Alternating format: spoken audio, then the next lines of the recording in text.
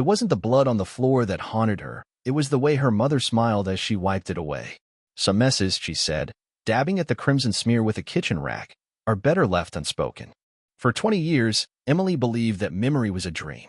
But when she returned home to bury her father, the same smile greeted her at the door, and this time, it wasn't just a stain on the tile. It was a handprint. Small, fresh, and far too red to be anything else. The town of Iron Hill, Pennsylvania, hadn't changed in 2 decades. The gas station still had rusted pumps, the trees leaned too far into the road like eavesdropping old men, and the sky felt heavier here, like something was pressing down, trying to keep things buried. Emily Hart hadn't planned on coming back. She left at 18, with a scholarship and a suitcase, promising herself she'd never look back. But when the call came, the one with her mother's voice cracking like glass, saying her father had died in his sleep, something in her chest cracked open. She took the first flight from Chicago and drove the winding roads from the airport in silence. The Hart family home sat at the edge of a wooded lot, a crooked white farmhouse with green shutters and a sagging porch. Her mother stood on the steps like a ghost frozen in place, thin as reeds and still wearing the same floral robe she always had. Her hair was gray now, but her eyes, those icy blue eyes, hadn't aged a day. "You came," her mother said. "I had to," Emily replied, stepping out of the rental car. They embraced stiffly. Her mother smelled like lavender soap and something metallic. Inside, the house was exactly as she remembered, suffocatingly clean, with every surface wiped, every book aligned, every rug perfectly centered. Her mother had always been meticulous. Not obsessive, not quite, but something close, something colder. They buried her father 2 days later in a churchyard so old the headstones crumbled at the edges. The funeral was sparse. A few old neighbors, the priest, and silence. Emily didn't cry. That night, after the casserole dishes were cleared and the guests gone, Emily wandered the house. Her childhood bedroom was untouched, dusty shelves of Nancy Drew, pale pink curtains, a corkboard still holding her valedictorian speech. But it was the basement door she kept staring at. Locked, as always. She tried the handle. Still locked? "Don't." Her mother's voice rang out from the hallway. Emily turned. "Why is it locked?" she asked. Her mother's smile was thin. "Because some doors should stay that way." Emily stared at her. "What's down there?" Her mother shrugged. "Just old things. Broken things. Leave it alone, Em." That night, Emily couldn't sleep. The house groaned in its bones. Wind howled through the trees outside. And around 3 a.m., she heard it, a sound from beneath the floorboards. Not pipes. Not the settling house. It was a thud. Then a dragging noise. Then something soft. Like a whimper. She sat up in bed, heart pounding. She waited. Silence. But when morning came and she went into the kitchen, there it was on the tile floor, a small, wet red handprint. No larger than a child's. And her mother, standing over it with a rag. Smiling. Wiping. "Must have spilled the beets," she said. But Emily hadn't seen any beets. Not in this house. Not in 20 years. Emily didn't say anything. She watched her mother crouch with practiced ease, scrub the floor in tight little circles, and hum the way she used to, someone from church Emily could never remember the name of. The handprint vanished into the tile. But the silence it left behind was louder than anything. She poured herself a cup of coffee with shaking hands. "I didn't hear you cooking," she said, forcing her voice to sound casual. Her mother didn't look up. Didn't have to. The beets were already in the jar. From the cellar. There it was again, the cellar. The locked basement. Emily wanted to ask more, but something in her mother's tone warned her off. Not anger. Not quite. More like calculation. Like she just dared Emily to call her bluff. The rest of the day passed in a strange fog. Emily walked the woods behind the house, retracing the old trail she used to roam with her father. She tried to remember him, his laugh, the way he'd whistle while fixing the porch steps, but the memories were patchy, like something had chewed holes in her past. Back in the house, she stood at the basement door again. Still locked. She tried the drawer beside the sink, the one where keys used to be kept. Empty. That night, the noise returned. This time, louder. Thud. Drag. Whimper. She crept into the hallway barefoot, holding her breath. The sound came from behind the basement door. She leaned in, pressed her ear to the wood, and froze. It wasn't just movement. It was a voice. Faint. Croaking. "Help me, please." Emily stumbled back, heart hammering. She ran to her mother's room, slammed open the door. "Mom, someone's in the basement." Her mother sat up slowly, her expression unreadable in the dim light. "Emily," she said, voice calm, "you're exhausted. Grief makes us see things. I heard someone." "You heard the wind." Emily shook her head. "No. It was a voice. It said." Her mother rose from the bed, her face now shadowed in the dark. "There's no one down there. And even if there were, it's not your place anymore." That stopped her cold. "Not your place." Her mother walked past her, toward the hallway. "I'll make you some tea," she said. "Sleep helps. Dreams lie." The next morning, Emily woke to a clanging sound. She rushed down the stairs and froze. The basement door was wide open, and the smell rising from below wasn't beets. It was the thick, wet stench of soil and something sour, something long hidden, something rotting. She took one step down, then another. But before her foot hit the third stair, her mother's hand grabbed her arm. Fierce. Cold. "I told you not to," she said. Her eyes were glassy now. Blank. "You don't remember what happened down there." "But I do." Emily stared at her. "What are you talking about?" Her mother just shook her head and said, "God forgives what the mind forgets. But the body never does." That line echoed in Emily's head the rest of the day. God forgives what the mind forgets. But the body never does. What the hell did it mean? Her mother had shut the basement door and locked it again. She wouldn't say another word. Instead, she spent the afternoon in the garden, pruning dead roses with mechanical precision, her eyes far away. Emily watched from the kitchen window, a sense of unease crawling beneath her skin like ants. That night, sleep wouldn't come. At 2:12 a.m., she snapped awake not from a dream, but from a sound. Breathing. Close. Not hers. She sat up, heart jackhammering in her chest. The room was dark, but she felt it, a presence. Like someone had just been standing at the foot of her bed. She flicked on the light. Empty. But the bedroom door was open. She never left it open. She crept down the hall. The house groaned again. Her mother's door was shut. The air felt thick. Charged. Then she saw it. A small shoe print on the carpet outside the basement door. Too small to be hers. Too clean to be old. And underneath the door, a faint flicker of light. Like a candle burning where no candle should be. She tried the handle. Still locked. But this time, she pressed her ear to the wood again. The voice returned. Softer. Younger. "Emily, come play." Her blood ran cold. She stumbled back, heart racing. And that's when something snapped inside her, a surge of memory, a sharp, sudden flash, a wooden horse at the bottom of the stairs, splintered in two, a high-pitched scream, blood on the concrete, and her own voice whispering, "Don't tell Mommy. Please don't tell Mommy." She ran. Out the front door. Into the woods. She didn't stop until the trees swallowed the house behind her. Her breath came in gasps, white in the moonlight. The cold bit at her cheeks. She leaned against an old oak tree and tried to piece the image together. The horse. The blood. The scream. A child? She hadn't had siblings. Not that she remembered. Her parents never mentioned one. But something in her bones said otherwise. She walked until she came to the old well at the edge of the property, a moss-covered stone ring she and her father used to throw rocks into. She looked down. Darkness. Bottomless. And there, carved into the wood beside it, were initials. E.H. hers. And below that, almost invisible now, L.H. Emily staggered back, heart pounding. Another heart child? She turned and ran back toward the house, breath coming in sharp bursts. She had to know. She had to find out what had happened. But when she returned, the front door was ajar, and her mother was sitting in the kitchen, waiting, calm, as if nothing had happened. "You went out walking," she said, sipping her tea. "Did you remember something?" Emily stared at her. "There was someone else," she said. "Wasn't there?" Her mother smiled and whispered, "There was always someone else." The next morning, Emily tore through the attic. She didn't ask permission. She didn't explain. She waited until her mother went to town for groceries, something she rarely did, then climbed the narrow stairs into the dust-choked crawlspace above the second floor. It was just as she remembered. Boxes stacked high. Old trunks. Her father's fishing gear, untouched.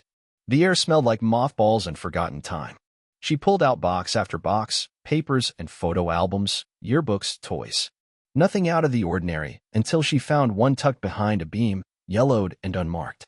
Inside, photos. Loose, not in sleeves. Snapshots of her as a child. Playing in the yard. Blowing out candles. Sitting in the sandbox. But in three of them, just barely visible in the frame, was another child. A little girl. Blonde, thin, pale. Always in the background. blurred, as if no one meant to include her. Emily stared at the images, her stomach twisting. There was someone else. She flipped the last photo over. On the back, in faded pen, E and L. Summer, 1997. L. LH. The initials at the well.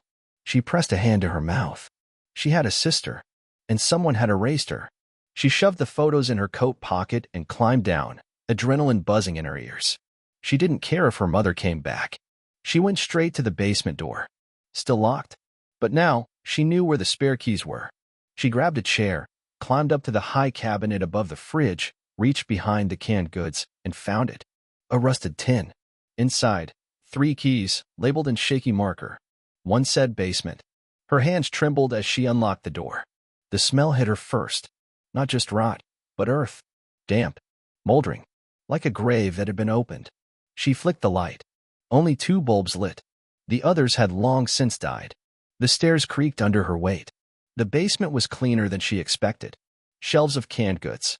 Neatly labeled jars. A washing machine humming softly. But at the far end, past the support beam, behind the old chest freezer. A door. Smaller. Wood.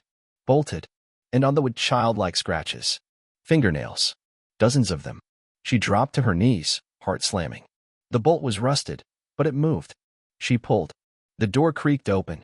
Inside was a tiny room, maybe 4 feet by 4, lined with blankets, old toys, a cracked porcelain doll, and carved into the wall, over and over, were the same 2 words.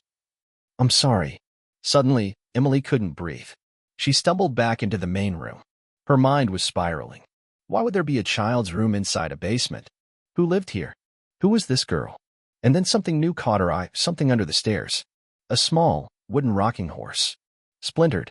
Red-stained. She reached out and touched it. And a scream tore through her memory, sharp, high, shattering. No. Emmy, stop. Silence. Then darkness. Then her mother's voice. We have to make her quiet now. Just until the world forgets. Emily didn't remember climbing the stairs. She didn't remember locking the door behind her. All she knew was that by the time she was back in the kitchen, she was shaking so badly she could barely hold the kettle. She made tea. Automatically. Like muscle memory. Like her mother had taught her. Her hands were numb. She had a sister. She'd forgotten a sister. Or someone had made her forget. The photographs sat on the counter, staring up at her like accusations. She pulled one out, the one where the blonde girl was standing just behind her in the sandbox. Her eyes were wide, her smile too small. What was her name? What happened to her? The questions pressed like fingers against her skull. She knew what she had to do next. Her father's study was still intact, locked tight, but the key was in the same place it had always been, under the 3rd floorboard beneath the rug. She pried it open, took the small brass key, and unlocked the door. Dust floated in beams of late afternoon sun. The air smelled like old paper and cedar. She scanned the shelves, the filing cabinet, the drawers. And then she found it, a manila folder marked insurance. But inside wasn't paperwork. It was a birth certificate. Lillian Hart. Born August 1993. Parents, Arthur and Marilyn Hart. There it was. Proof. Not a hallucination. Not grief. A real person. And under the certificate, hospital records. From 1999. Diagnosis, selective mutism. Severe dissociative response to trauma. Emily's hands trembled. Another paper, a medical bill. Psychiatric services rendered. Dr. Howard Kellner, Iron Hill Behavioral Institute. A place she'd never heard of. The date on the invoice, June 21st, 1999. Emily froze. That was the day of the rocking horse. That was the day she blocked out. She remembered now flashes, anyway. Running. Screaming. Her sister falling. Blood. So much blood. And her mother whispering, we don't talk about what hurts us, Emily. That's how the pain dies. That's how we survive. She staggered back from the desk. No police reports. No funeral records. No obituary. It was like Lillian had been erased from the world, surgically, precisely. She looked down at her hands. They were covered in dirt. Basement dirt. But she hadn't been digging. Not yet. Not yet. Just then, the front door creaked open. Her mother stepped inside, grocery bags in hand, humming. Like nothing had happened. Like the past wasn't clawing its way out of the ground. Emily stood in the hallway, holding the birth certificate like a weapon. Her mother saw it. and stopped, their eyes locked. Why didn't you tell me? Emily's voice cracked. Her mother didn't blink. Because you asked me not to, she said softly. And for the first time, Emily didn't feel anger. She felt terror. Because somewhere deep in her memory, buried beneath blood and broken wood, she remembered saying it, screaming it, begging. Please, don't let them take me. I'll forget her. I'll pretend she never existed. Just don't let them take me too. They sat in silence that night, the kind of silence that felt like a blade balanced on edge. Emily didn't touch her dinner. Her mother didn't ask. The folder sat between them on the table, unopened now, but no less loud. You were 6, her mother said quietly. You'd seen things you didn't understand. Neither did I. Emily stared at her. She was your daughter. She was sick. You locked her in the basement. Her mother flinched, not from guilt, but memory. She stopped speaking after the accident. Wouldn't eat. Wouldn't sleep. Screamed at night, said someone was watching her from inside the walls. Her voice faltered. Your father said it was just trauma. Said she'd get over it. She didn't. No. Emily's chest ached. What did you do to her? Her mother's eyes glazed over. We tried everything. Doctors. Therapists. But she only got worse. She stopped recognizing us. Started calling you the copy. Said you weren't real. Emily's hands trembled. She said you pushed her. Her mother whispered. That you were trying to replace her. I didn't. Emily's voice cracked. But even as she said it, doubt sliced through her. That scream. The blood. The horse. She looked down at her lap. I was a child, she whispered. We all were. Her mother stood slowly, walked to the sink, and stared out the window into the dark. After the fall, she was never the same. The mutism turned into full catatonia. She stopped moving. Just sat there. Days. Weeks. We couldn't admit her. No money. No one would believe us. They'd say it was abuse. So you hit her? She didn't know where she was. She didn't want to be found. She screamed when I took her outside. She clawed at the door. She begged me to keep her there.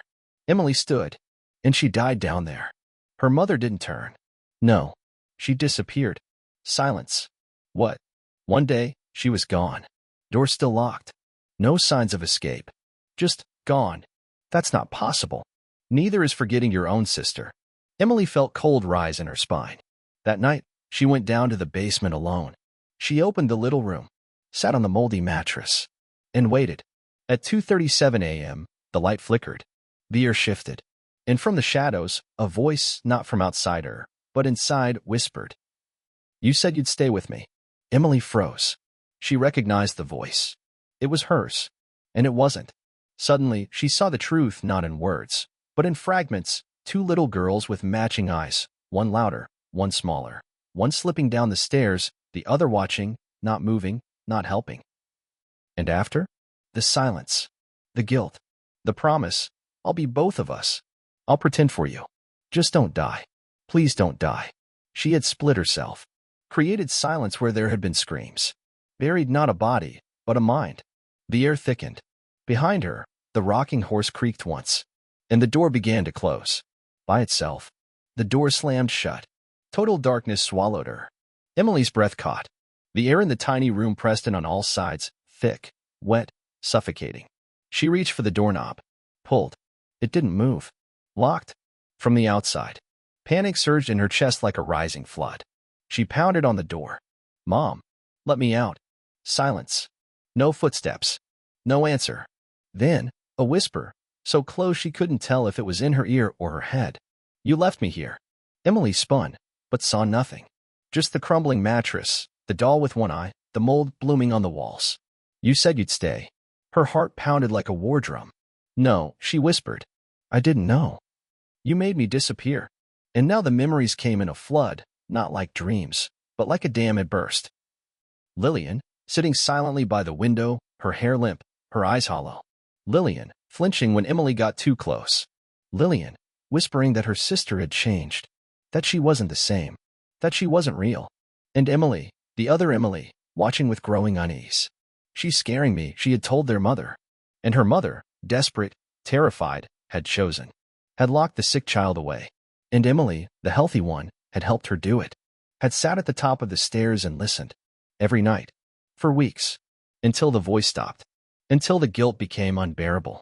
Until the mind split, one half to carry the weight, the other to forget. She slid to the floor, breath shuddering. I'm sorry, she whispered into the dark. I didn't understand. I was just a child. You understood enough to leave. The voice was closer now.